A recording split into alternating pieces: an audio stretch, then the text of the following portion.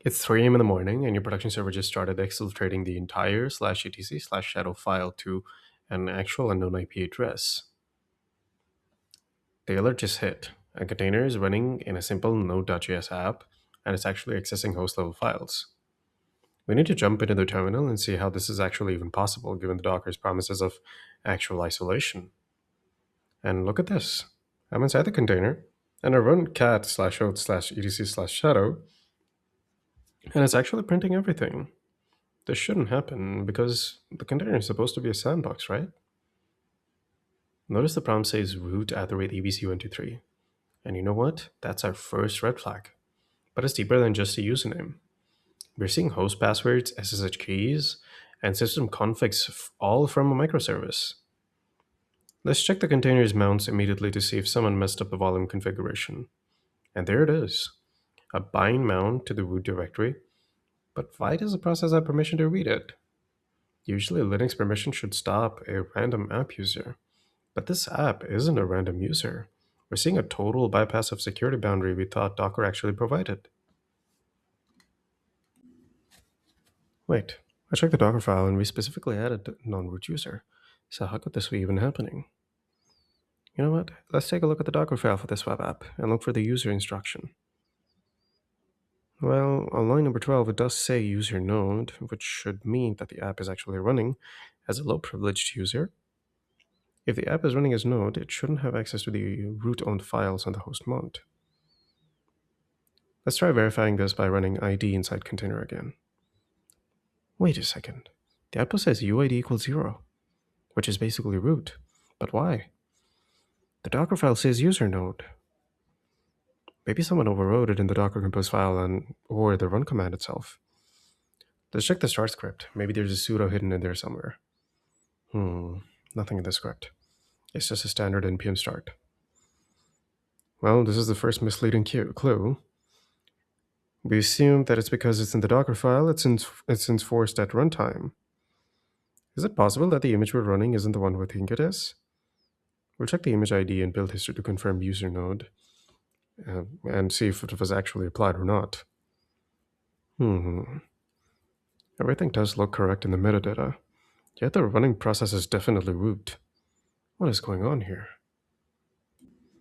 Now things are getting really weird, because the root inside the container is identical to the root on our host itself. You know what? Let's run a test. We'll create a file in the host as root and see what happens inside the container. On the host, sudo touch /tmp/host_secret. Now let's check this from within the container. The container sees the file and can delete it. This is actually expected if both were root. But watch this. Let's look at the process list from the host perspective using ps. Find the PID of our node app. The host says the owner is root. Now inside the container, run ps. And it also says root. In a truly isolated system, the container root should have been a nobody on the host. This means if I'm root in the container, I am literally the king of the host machine in this case. This is really bad. Well, let's try to change the system clock from inside the container. If it fails with operation not permitted, then it would be a little strange. It does fail. Well, why can't we change it? This is a very weird behavior. We have the root file access, but not the root system power. We are in a state of partial omnipotence, or that's what I would call this. And it's confusing the hell out of our security model. Seems to be that the secret is not in the username itself, but within the capabilities that username has. Because capabilities is what defines what a process is actually allowed to do. It's like that hidden menu showing all the permissions. Inside Linux, root is basically a bundle of these 40 different capabilities. And these are like granular permissions, like chap_chown, chap_net_admin, chap_sys_time. There are like these different granular permissions you can have. And when Docker runs a container as a root, it actually doesn't give it all the capabilities by default. which is why we could read files with the override, but we couldn't actually change the clock itself. Well, let's use the tool get pcaps to see exactly what powers our container has. Notice the list. We have cap net raw, cap chown, cap says time. Well, actually, never mind. Cap says time is missing. And this seems to be the root cause. Docker tries to protect you by stripping capabilities, but it leaves too many active. And the reason the attacker escaped is because cap DAC override was active, allowing the root to actually bypass the file permissions. But wait, if we are root, why didn't the user node in our Docker file work? It's because the Docker daemon was told to run the container privileged mode, or with a specific flag. Actually, look at the runtime command. Someone used hyphen privileged. And in privileged mode, Docker actually gives all capabilities back to the container, turning the sandbox into basically just a simple paper bag.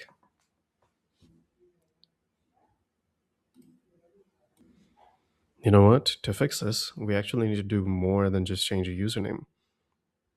We have to strip the container's soul of its powers.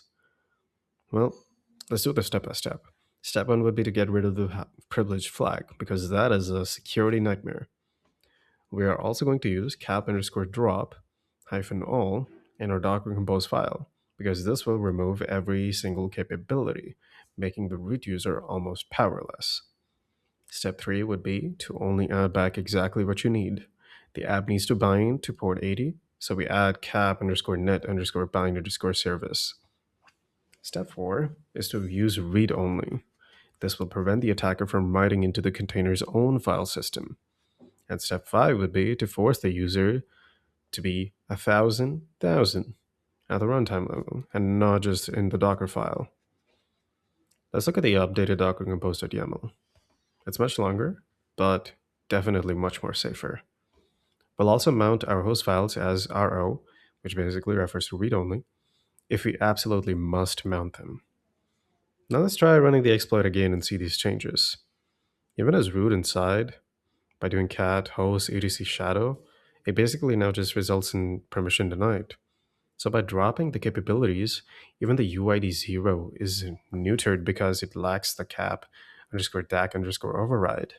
And this is the defense in depth layers of protection that fail gracefully.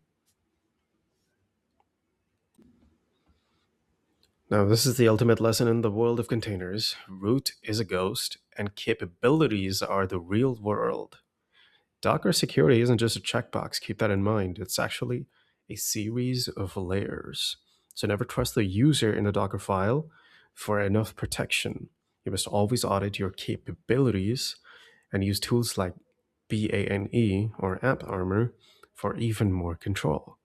Remember, a container is just a process with a fancy goggles on. It still talks to the same kernel as your host.